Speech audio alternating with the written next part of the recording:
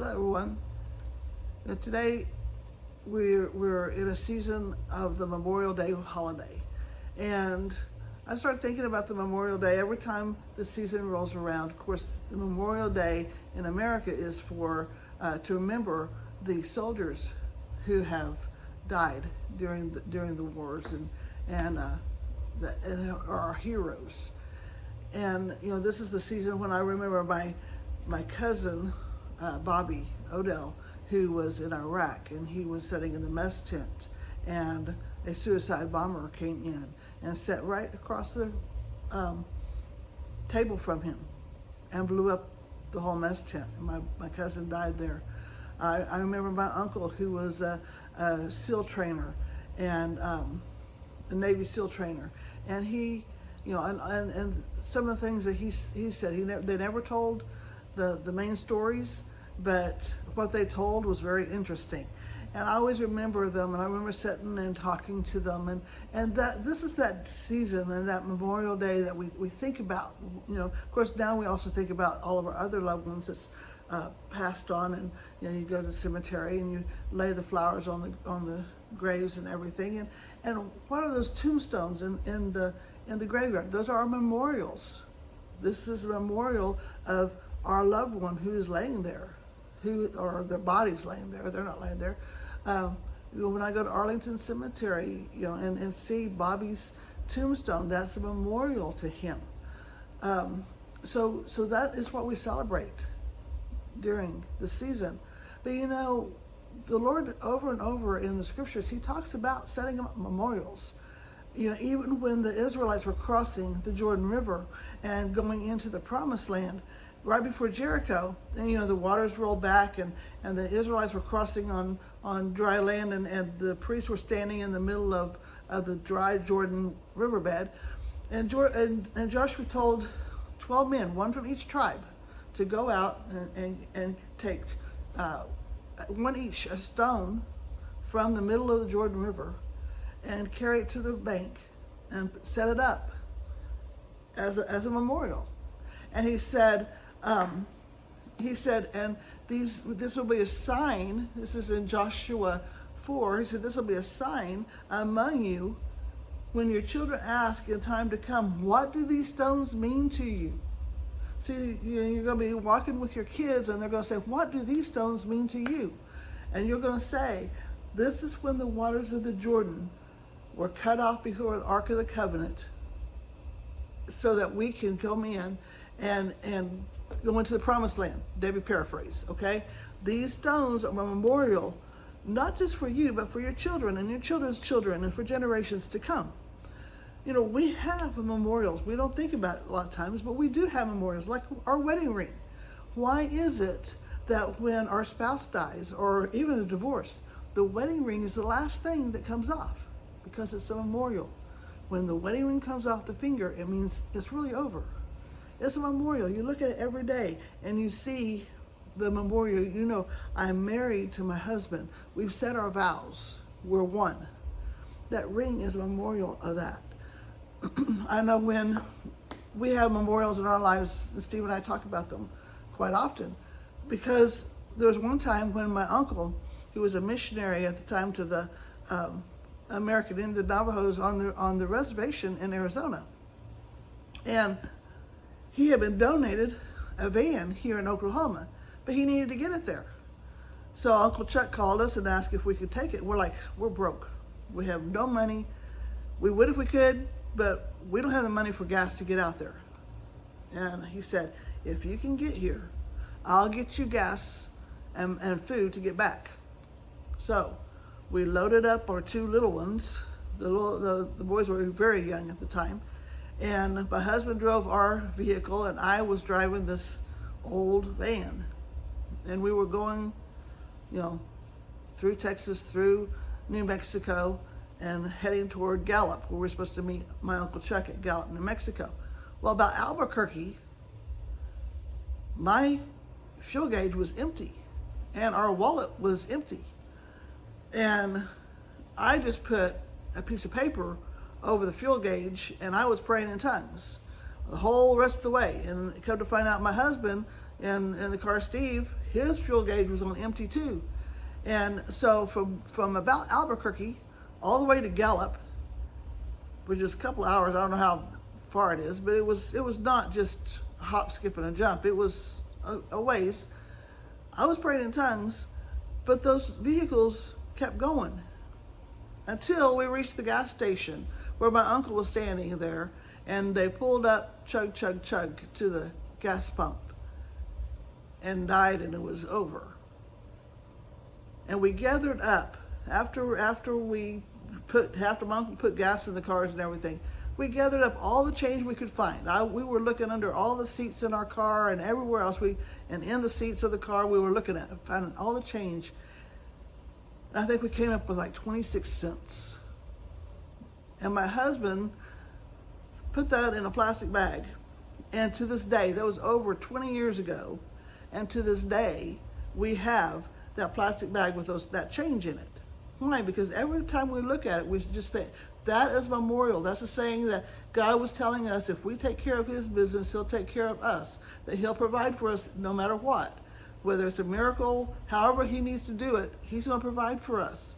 That's our memorial. That's what we do. You know, my husband carries on his keychain a broken blue key because he went out to his office in Elk City and he was opening the door because he had this big appointment and he was in a hurry to get there, and the key broke off and he was stuck.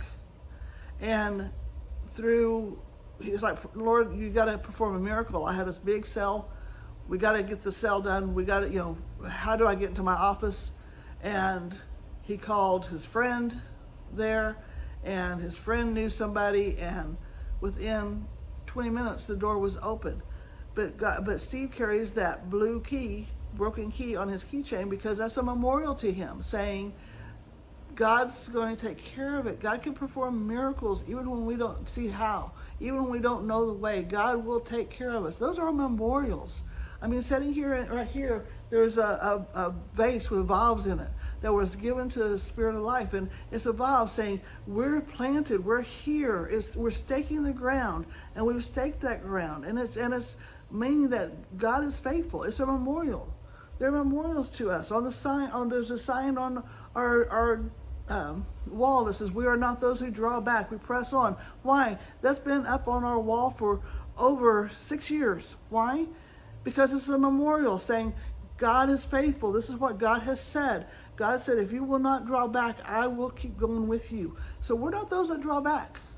We're not keep going. Why? Because we see that every day. We put it in front of our eyes every day.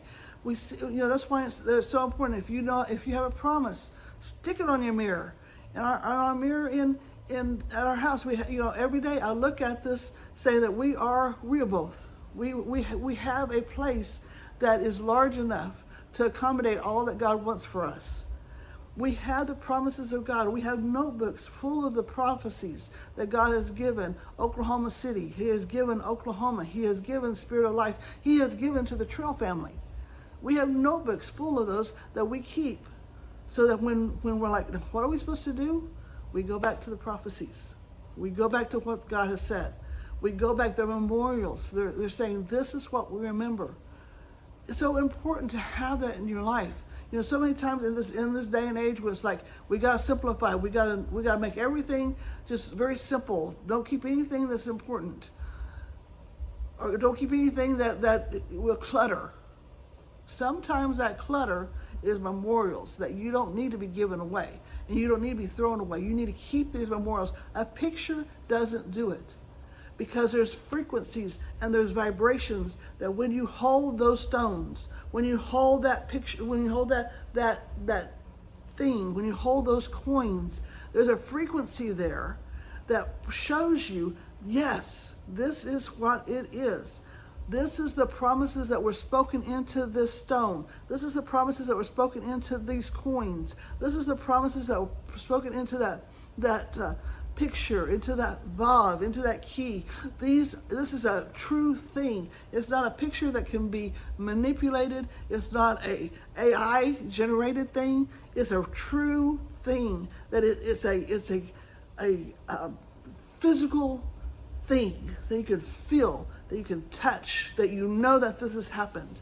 It wasn't your imagination. This has happened. You know, you have a ring. It's not a, a lot of people tattoo their finger. A ring is a physical object that you can touch, that you can feel. That diamond is hard, that gold is true. It's a thing that you can touch. And you can say, it's not my imagination. It's not what I haven't remembered it wrong. This is the memorial that we have. And we need to remember it during this time. Go back to your memorials. You have them, lots of, we put shadow boxes on a wall that has things in it that says, this is what God has promised. You know, when we have conferences and we put the vignettes in the front, and we might put feathers, we might put different things in the front, it's because they're tangible, that you can see them. This is what God has promised. This is what God's spoken over this meeting. This is what we're believing for. It's tangible. It's things that you can touch, you can feel, you can see, you can take, you can be among it, and it's real. So in this time of AI, and in this time of pictures that you don't know if it's true or not, the tangible is so important. Think about right now, President Trump, what is he doing? He's beautifying Washington, D.C., but what is he really doing?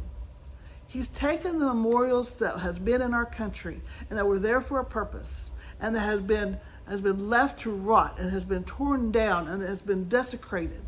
And he's taken those memorials and he's rejuvenating them and he's beautifying them and he's bringing them back up so that we can look at them and we can remember every park means something.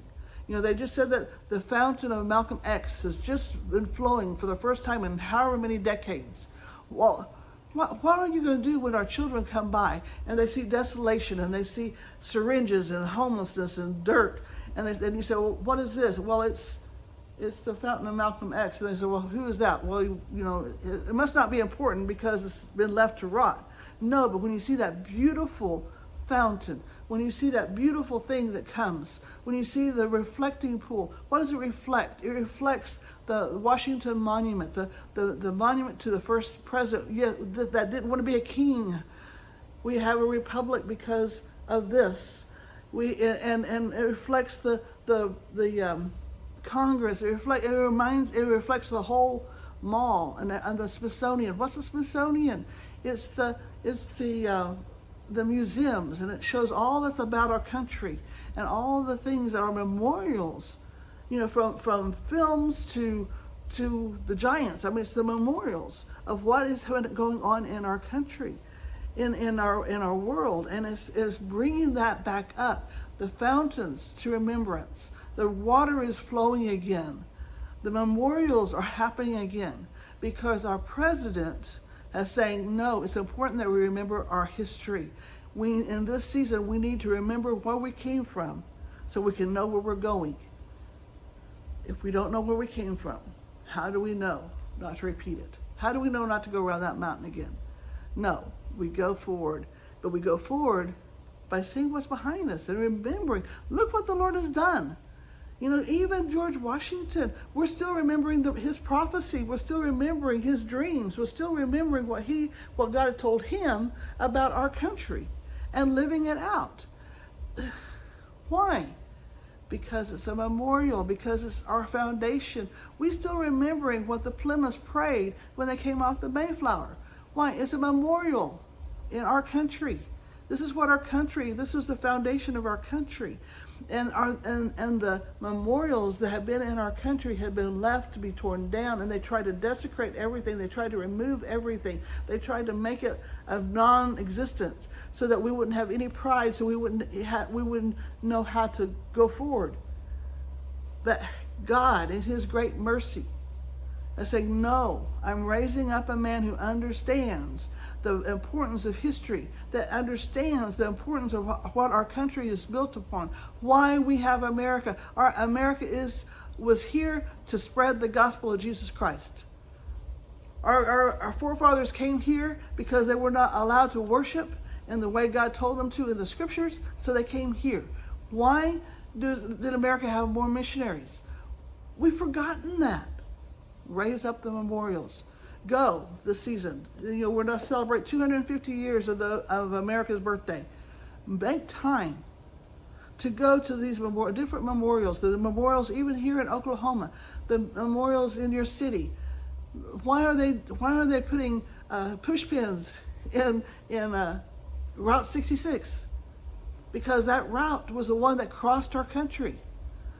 Why? Because we need to have the memorials. We need to remember. We need to remember the wagon wheel tracks. We need to remember our First Nation brothers who were here, and our sisters. We need to remember, my heritage as a Cherokee. We need to remember that. Yes, we came across on the Trail of Tears, but God has changed that trail to a trail of joy. We need to remember where we've been, where we were at, so that we can rejoice in where God's taking us. And believe me, God is taking us to a glorious time, a time of renewal, a time of refreshing, a time of regeneration, if we'll allow Him. This next season is going to be a season of not just revival, but awakening. And awakening is what lasts for hundreds of years. And that's what we need in this country. That's what we need in our own hearts. And that's what the memorials show us. God did it. He did it before. He'll do it again. We can hold it in our hands. We can taste it. We can touch it. We can feel it. We know it's true. It's not our imagination, and we're going forward. In this season, yes, we remember those who've gone before us. We remember whose shoulders we're standing on. We remember the cloud of witnesses. We remember those people, and we honor them with everything that we have. But we go forward, and we say, thank you for laying the groundwork. Thank you for being the shoulders that we can stand on. But now let's stand on their shoulders, and we're going forward. And may you have a very, very blessed week. And may this be a time when you can sit down and remember all that God has done for you. Count your blessings. Name them one by one. And you'll find out there's not a few, but there's more than you can ever remember. Be blessed.